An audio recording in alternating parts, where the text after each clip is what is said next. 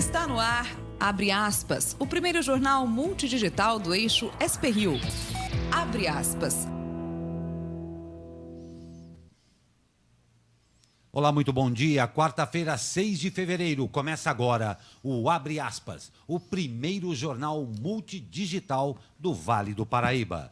Produzido pela SP-Rio+, em parceria com o jornal O Vale e com transmissão ao vivo pelos Facebooks da SP-Rio+, e o jornal O Vale. Comigo aqui nos estúdios da SP-Rio, o jornalista José Guilherme Ferreira. Muito bom dia, Zé. Bom dia.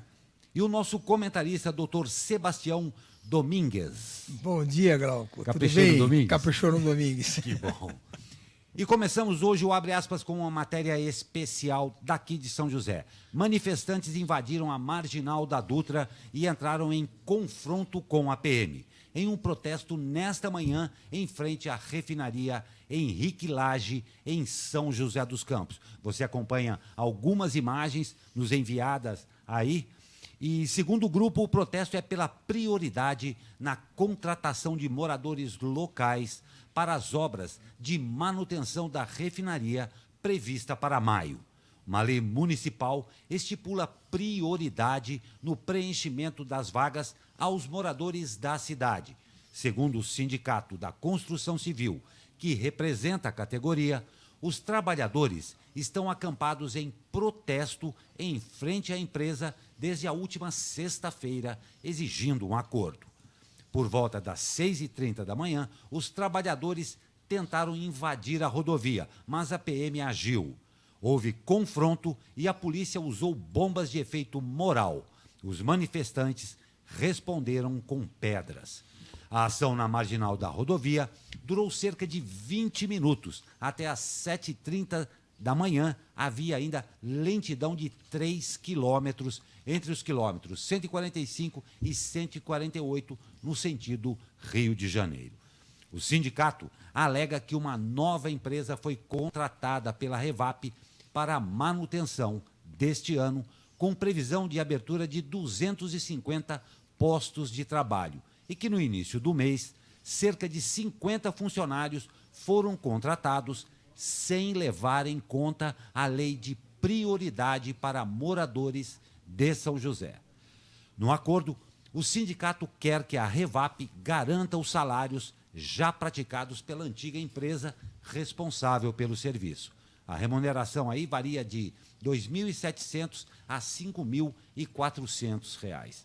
A refinaria da Petrobras ainda não se manifestou. O Abre Aspas está acompanhando e acompanha aí toda essa movimentação e traz todas as novidades para você durante toda esta edição. Algumas ponderações aí, né, Glauco? Primeiro é o seguinte, é claro que é óbvio que eles têm direito de se manifestar, reivindicar os empregos. O que acontece é que mudou a terceirizada e parece que eles não contrataram os que trabalhavam na empresa anterior. O que não pode é obstruir a Dutra, né? Quer dizer, isso aí é uma coisa que o direito de ir e vir, você está indo trabalhar, está indo para o hospital, e você não pode passar porque 50 pessoas, não tinha mais do que isso ali, estavam obstruindo. Agora, também não me pareceu apropriada a forma de intervenção da PM, né? Porque 50 pessoas, quer dizer, você pega um megafone ali, será que a PM de São José até colocaria essa questão? Não tem um negociador, né? Quer dizer, você chega lá e, pessoal, vocês vão desobstruir. Se não sair daqui, nós vamos passar por cima. Isso é uma coisa, né? Quer dizer, você faz a indicação do que você pretende fazer. Mas olhando as imagens, parece que os caras estavam de longe e saíram dando. Teve até tiro de. Não sei se era tiro de borracha ou se era lançamento de bomba de gás lacrimogêneo. Mas o fato é que pareceu agressivo demais para muito pouca gente, né? Acho que dava para conversar e empurrar todo mundo para o canto. Não tem dúvida. A gente vai acompanhar, aqui, doutor Sebastião, a gente vai acompanhar durante toda essa edição todos os desdobramentos, que as informações estão chegando ainda e a gente vai fazer uma análise, mas concordo com o senhor. A atitude da polícia tem que ser no sentido de preservar o trânsito livre aí e fazer com que a manifestação possa se realizar, claro, e sempre dentro da lei, respeitado os dois lados. Não é? É isso Uma aí. outra informação nos chega aqui da nossa redação. A concessionária Tamoios informa que, por questões de segurança do usuário, o trecho de serra da rodovia dos Tamoios está interditado em ambos os sentidos de tráfego. O acúmulo de chuva na região nas últimas 72 horas causa risco de queda de barreiras no trecho. Os bloqueios acontecem na altura do quilômetro 58, no sentido litoral, e do quilômetro 81, no sentido São José dos Campos. Então, fica uma dica para você que nos acompanha aí. Nós temos esse problema e realmente é para ficar atento, porque as chuvas acabam sempre causando essa série de transtornos. E nós continuamos ainda nessa edição. EDP Energia realiza inspeção de gatos em redes elétricas no Vale. Não entendi, a EDP agora tem uma clínica veterinária? Mais ou menos isso daí. Guardadas as devidas proporções, vai faltar clínica, porque o que está sobrando de gatos, o senhor não tem ideia. Nós vamos conferir isso na matéria. E a GM faz nova proposta após 6 reuniões com o sindicato. Guedes deve se reunir com Maia e Alcolumbre para tratar da Previdência. Policiais de São Paulo denunciados por ligação com o PCC. Um breve comercial e nós voltamos com as notícias.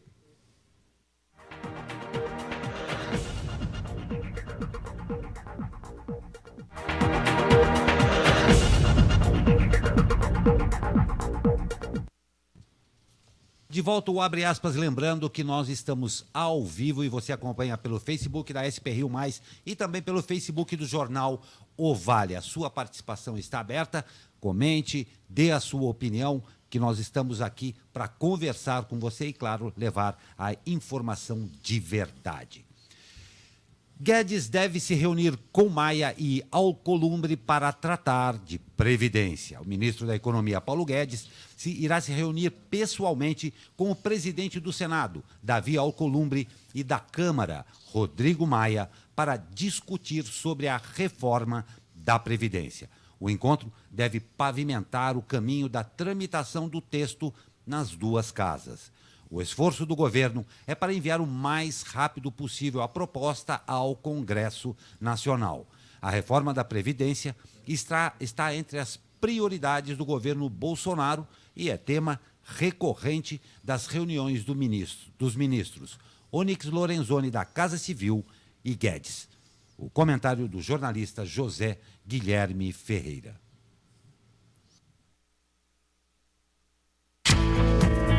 Eis a questão. Mais emoções previstas para hoje em Brasília, quando os senadores vão discutir distribuição de cargos. As lideranças partidárias fizeram um acordo prévio para tentar evitar o vexame visto pela nação durante a eleição da presidência do Senado, né? Foi o maior barraco no plenário, sinalizando que o novo não é tão novo assim. O desconhecido Davi Alcolumbre, do DEM do Amapá, do chamado Baixo Clero, que foi eleito presidente da casa, de alguma maneira vai ter de engolir sem chiar algumas indicações do PSL. A de Flávio Bolsonaro, por exemplo, que deverá ocupar a 3ª secretaria. O filho do presidente, envolvido no escândalo Queiroz, estará mais protegido agora em cargo na cúpula do Senado. Olha aí outra novidade, não é mesmo? A do foro privilegiado. Conta outra. Em entrevista à Globo News ontem à noite, Alcolumbre analisou sua vitória. O MDB talvez tenha errado em insistir num desgastado Renan Calheiros. A eleição teria sido outra se a escolhida tivesse sido a senadora Simone Tebet. Essa, entretanto, é uma página virada. Resta saber o poder de fogo de Renan fora da cadeira de presidente. O ensaio pode ser hoje, na hora da distribuição dos cargos. Como candidato, Renan acenou para os bolsonaros e para a reforma da Previdência. Agora a situação é outra. É outra? O fato concreto é que o presidente já deu a entender, todo o governo dele, que quer manter boas relações com o Renan, né? Eu acho que a força do Renan diminuiu muito, né? Mas ele continua sendo uma pessoa ardilosa, né? E com algum poder no Senado. Quer dizer, não é só no Senado, também na Câmara, porque ele é uma pessoa forte no MDB, né? Vai ser uma briga boa, mas o fato é que ele não. Agora você está na fase de afagar os derrotados, né? Para que eles não se sintam tão excluídos. Mas o que está aparecendo pela fala do Rodrigo Maia, que é o mais importante, porque a Câmara é mais difícil que o Senado, porque é maior, mais heterogênea, é que ele está confiante que vai aprovar, né? Quer dizer, ele está confiante que vai aprovar e ele mesmo diz que indo para o Senado é mais fácil. Agora, o problema é o Flávio Bolsonaro, quer dizer, ele está aí com um monte de coisa enrolada que ele tem que esclarecer e colocar ele na mesa diretora é uma forma, e ainda dizer que tem que colocar mesmo, porque ele foi bem votado, é filho do presidente e tal, é uma forma de mantê-lo em evidência, né? Sendo que, na verdade, nessas situações, o melhor é você sair da evidência, né? E vamos nós. E baixa nos ministérios. O ministro do Turismo, Marcelo Álvaro Antônio, teve sua exoneração publicada no Diário Oficial da União nesta quarta-feira. O decreto foi assinado pelo presidente Jair Bolsonaro. Há 2 dias, o ex-ministro usou sua conta no Twitter para negar o suposto esquema irregular divulgado por uma reportagem do jornal Folha de São Paulo de lançar candidatos laranjas nas eleições para desviar verbas eleitorais do fundo partidário. Marcelo Antônio foi reeleito deputado federal em Minas Gerais e, de acordo com a assessoria, foi exonerado da pasta para poder tomar posse no cargo de deputado. Essa é uma explicação meio... O que acontece, né? Os partidos são obrigados, por lei, a terem, acho que 30% dos candidatos mulheres, né? E aí vai começar a discussão se transgênero pode, se... né? Em breve vai ter essa discussão, onde é que vai entrar essa história toda. Bom, mas o fato é o seguinte, aí você é obrigado. Então, realmente, às vezes, os partidos lançam mão de pessoas sem capacidade de eleição para poder praticamente preencher a vaga. O problema é que ele destinou verbas poupudas para candidatos inexpressivos. Então, aí gera, no mínimo, uma desconfiança. Pois é. Mais uma coisa para a gente acompanhar. Eu tenho repetido muito isso daí, mas a gente vai pulando de novelas aí e que novelas tá, aqui, né? Ele saindo do ministério, ele sai da evidência. Desaparece? E como é um problema, na verdade, pequeno, até menor em termos de volume, a mídia vai esquecer, infelizmente. Esse é um grande problema, a mídia esquecer, por isso que eu reitero várias vezes aqui que nós vamos acompanhar. E o ministro das Relações Exteriores, Ernesto Araújo, anunciou ontem que o presidente Jair Bolsonaro vai se reunir com o presidente norte-americano Donald Trump em março. Ernesto Araújo esteve reunido com o norte-americano Mike Pompeo em Washington com as missões de aproximar Brasil e Estados Unidos e preparar o encontro entre os presidentes. De acordo com o ministro, Bolsonaro e Trump devem abordar temas como segurança, a diplomacia na América Latina e questões econômicas sobre os dois países. Durante a reunião, o ministro afirmou que um dos principais temas do encontro foi a crise da Venezuela. O Jair Bolsonaro vai lá para se encontrar com o Trump, né? Mas primeiro ele precisa sair do hospital, né? Aliás, foi bom você tocar nesse assunto, porque uma das coisas que eu achei absolutamente erradas no comportamento da questão da cirurgia do Bolsonaro é essa história de você dizer, ele nem operou, vai ter alta daqui 10 dias. Pô, quem conhece o mínimo de medicina sabe que pós-operatório é sempre uma coisa que você tem que esperar. Quer dizer, e foi o que aconteceu, porque só para simplificar a coisa, você imagina o seguinte, você tem um intestino. Esse intestino, ele tem um movimento, certo? Que é para fazer as fezes saírem. Ele tem um movimento ordenado, coordenado, porque aperta de um lado, relaxa do outro, aperta de um lado, relaxa do outro, e a massa fecal anda durante o intestino. Aí você secciona esse intestino. Quando você secciona, você tem a metade a jusante, a metade para cima, continua funcionando. A metade de baixo, além de ter sido seccionada, ou seja, a musculatura, a inervação foi seccionada, ela deixa de ter estímulo para movimentar. Então ela ficou paralisada durante esse tempo todo. Aí você tem que conectar de novo essas duas partes e esperar que a natureza faça o trabalho de restabelecer esse movimento cadenciado, coordenado no intestino todo. Ou seja, não é da noite para o dia. Cada pessoa também tem o seu ritmo, não é? Mas esse detalhe é importantíssimo. Cada pessoa tem o seu ritmo. Quer dizer, o pós-operatório dele não tem nada de excepcional. O que as pessoas têm que entender é que existe um processo fisiológico, um processo natural que tem que ser restabelecido, vai ser restabelecido, mas demora tempo. Então você não pode ficar dizendo, amanhã vai ter alta, depois amanhã. Fica uma coisa ruim, porque fica passa a impressão de que tem alguma coisa errada ou inesperada, e não é o caso. Né? Não é o caso, né? Não é o caso. E a atualização de Brumadinho? As buscas, o número de mortes confirmadas subiu para 142, com 122 corpos identificados. Agora, segundo os bombeiros, são 194 desaparecidos e 394 localizados. No começo da tarde, a Articulação Internacional dos Atingidos e Atingidas pela Vale, composta por movimentos e acionistas que criticam a atuação da empresa, pediu a destituição da diretoria da Vale e o fechamento de outras minas da região.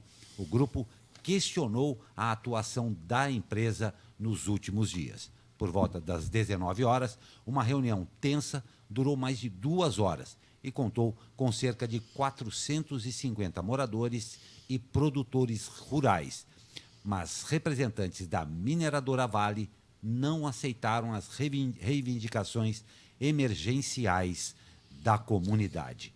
Começa mais um triste capítulo no Brasil depois dessa tragédia. História é a tal história, né? Por mais que o presidente não tenha responsabilidade efetiva, ele é o responsável legal. Lembrando que nós comentamos outro dia aqui, o governo, na verdade, manda na Vale, né? Porque ele tem fundos de pensão, BNDES, etc. e tal, e o atual presidente foi colocado por influência da Dilma. Foi retirado o anterior e o PT forçou e tal e colocou o presidente atual.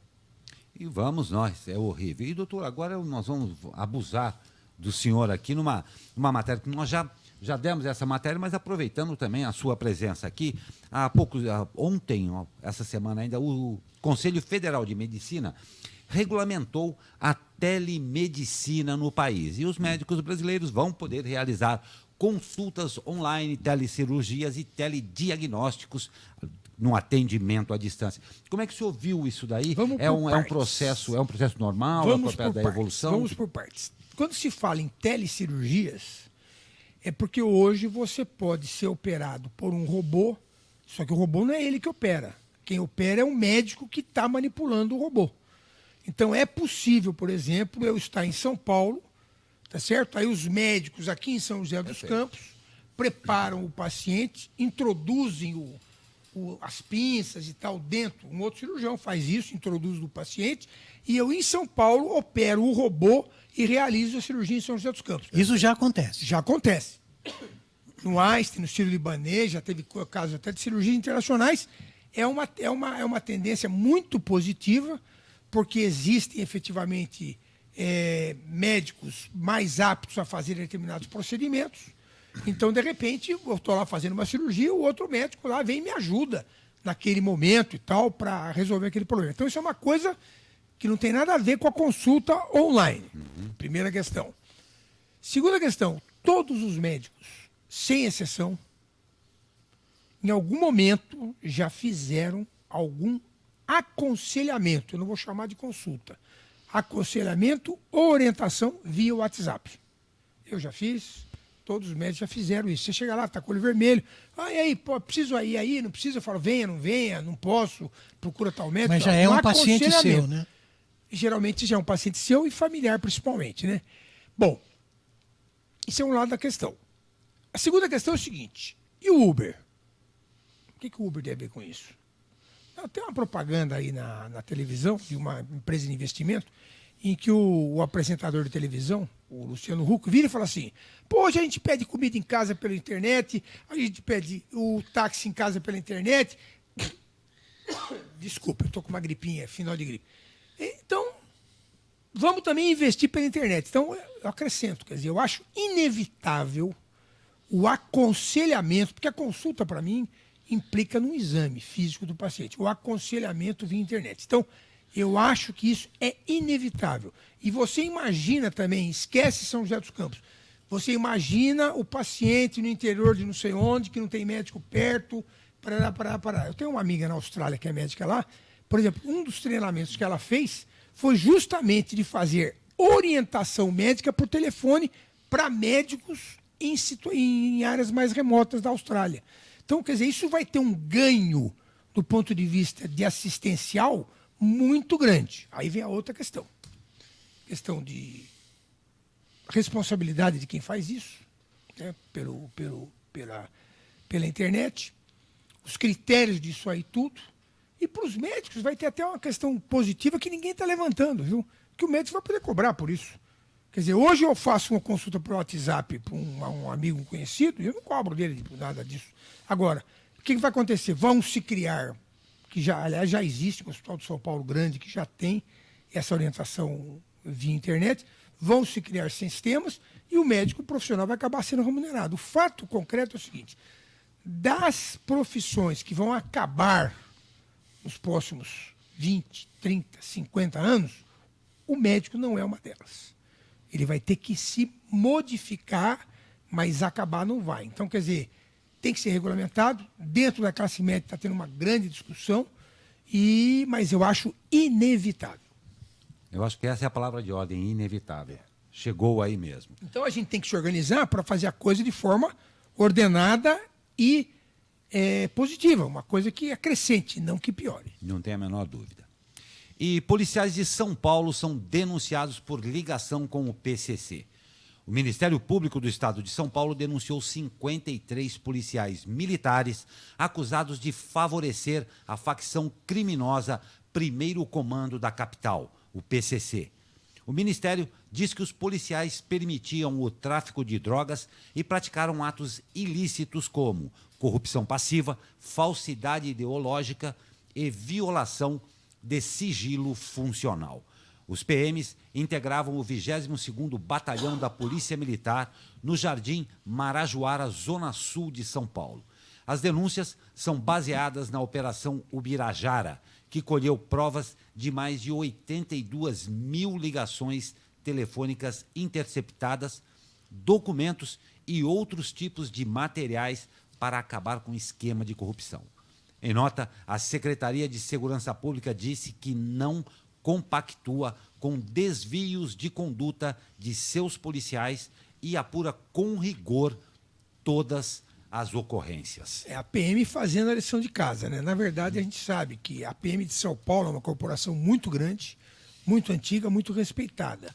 Mas, como em toda atividade profissional, existem nichos, né, que vão para o outro lado. Então, está de parabéns a PM, tem que apurar e tem que melhorar.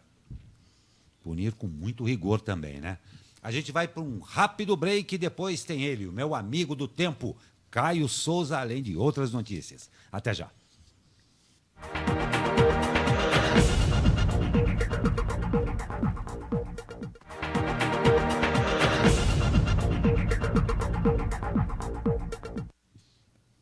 E a aparência londrina aqui nos altos da Cassiano Ricardo, em São José dos Campos. Aparência londrina. Tem um fog aqui. Tem um fog. Tem uma um fog. bruma. Não né? é tanto fog. Eu estou vendo até a ponta do Big Ben ali. Beleza. Você sabe que Brumadinho chama Brumadinho porque tinha uma bruma, né? Tinha uma bruma. Mas então... Estive lá, conheci Inhotim, coisa linda, viu? Vale a pena. Vale a pena. Mas o tempinho que deu essa virada aí, e a gente conversa com ele, Caio Souza, que sabe tudo do tempo e vai contar pra gente se no final de semana vai dar praia.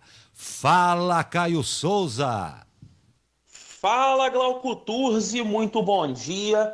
Seguirão as condições de instabilidade aqui na nossa região para esta sexta-feira.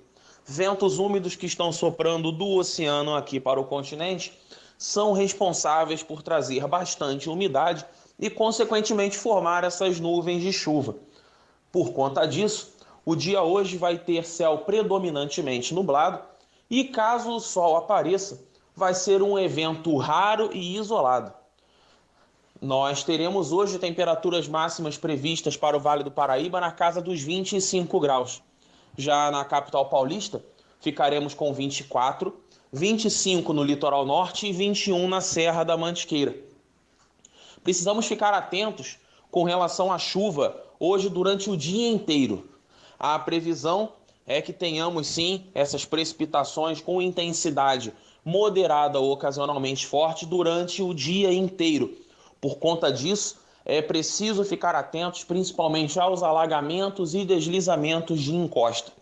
Atenção redobrada ao litoral norte, pois lá o volume dessas chuvas tende a ser maior. Só adiantando um pouquinho o tempo, para o restante da semana, amanhã a tendência é que sigam essas condições de instabilidade, com a chuva um pouco menos intensa.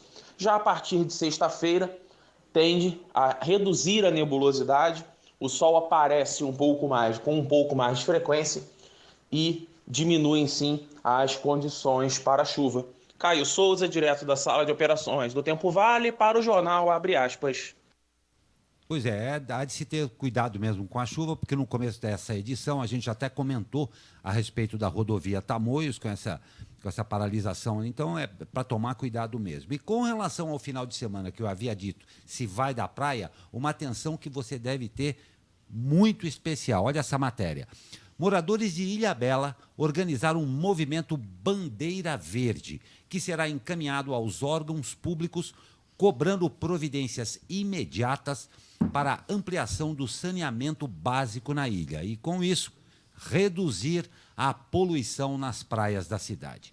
O documento já possui mais de 6.000 assinaturas. O movimento, que faz uma referência à bandeira verde da CETESB, foi criado pela sociedade civil para cobrar a agilidade nas obras de esgoto da ilha, cujas praias estão constantemente sendo classificadas como impróprias para banho devido à poluição.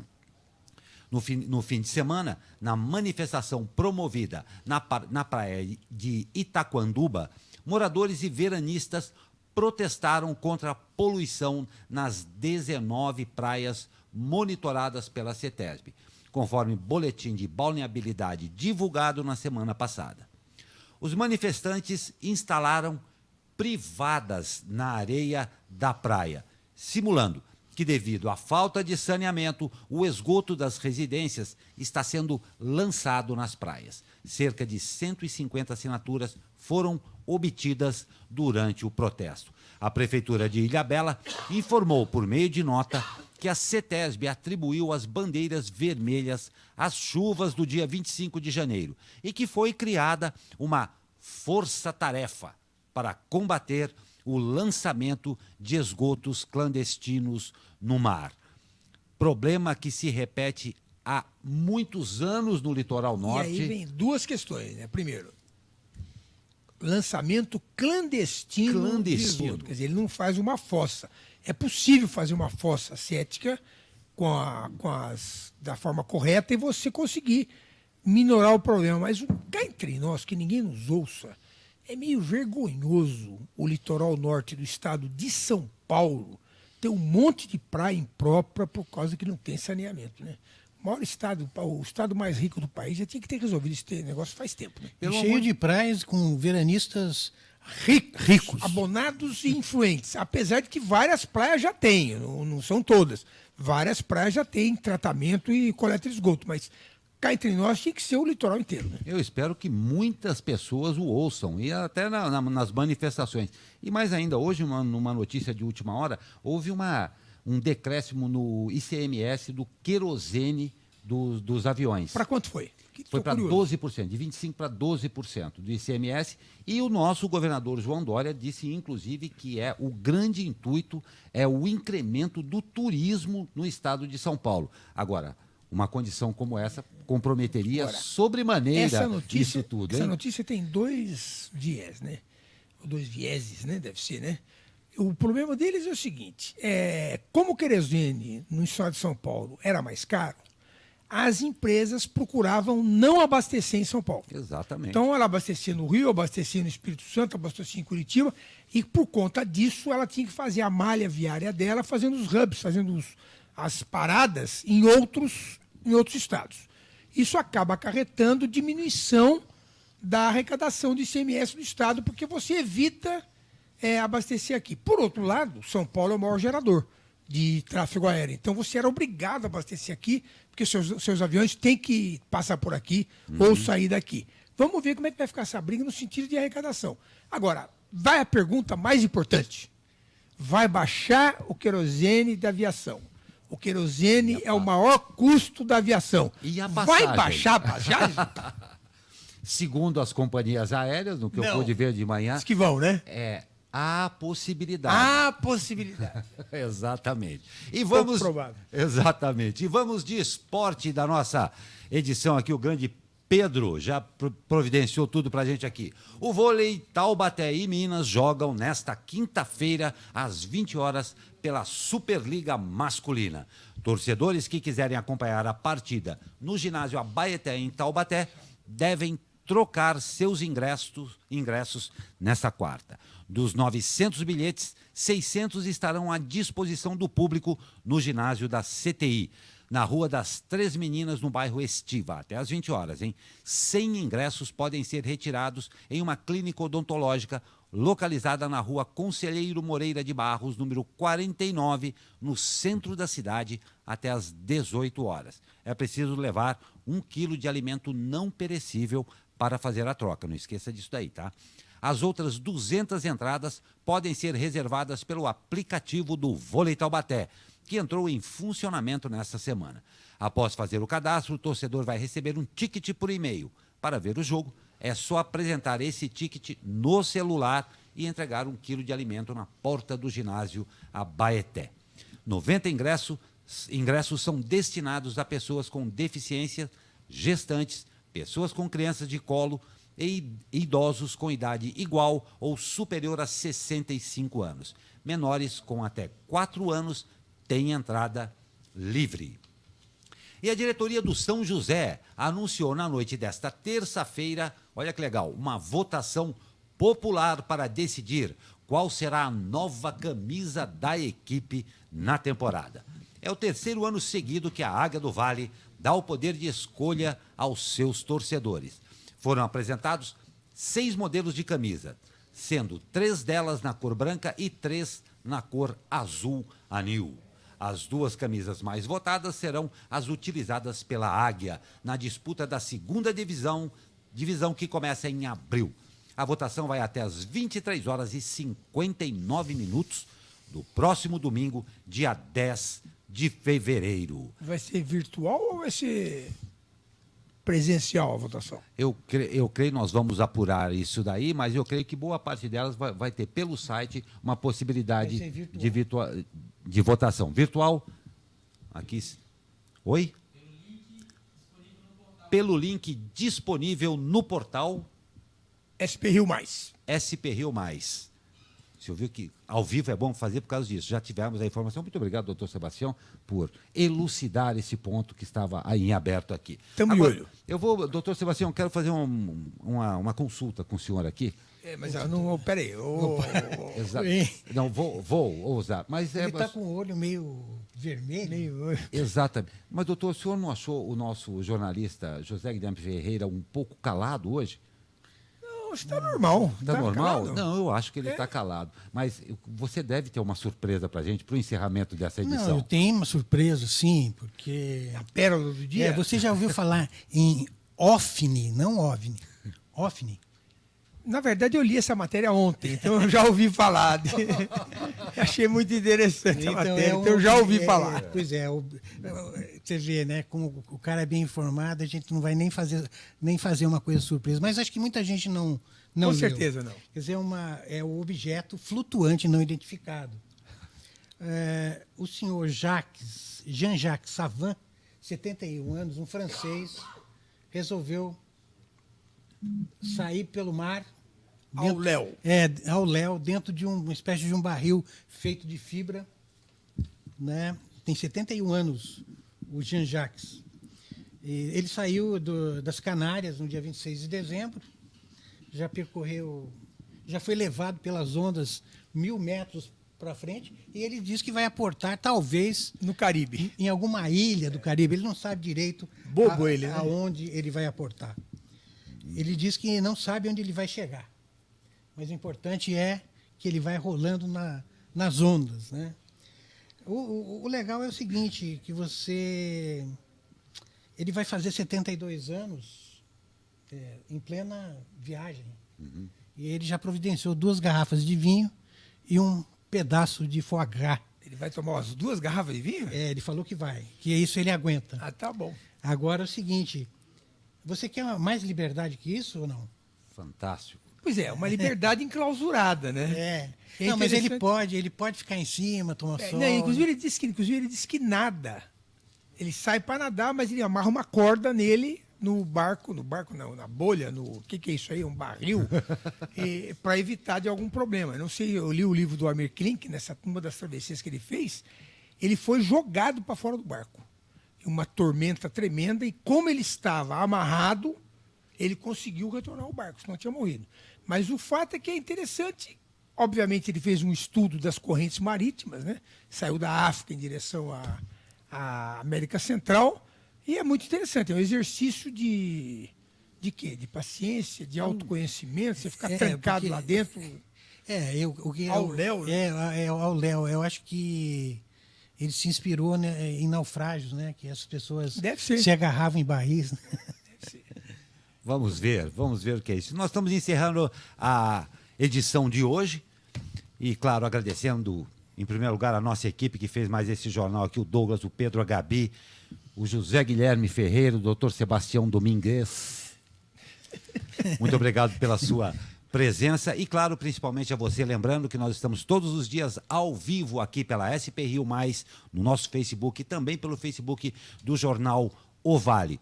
Participe, mande a sua sugestão, a sua opinião, que nós teremos o maior prazer em atender e, claro, trazer para você sempre a informação com verdade e transparência. Até amanhã e uma ótima quarta-feira para você.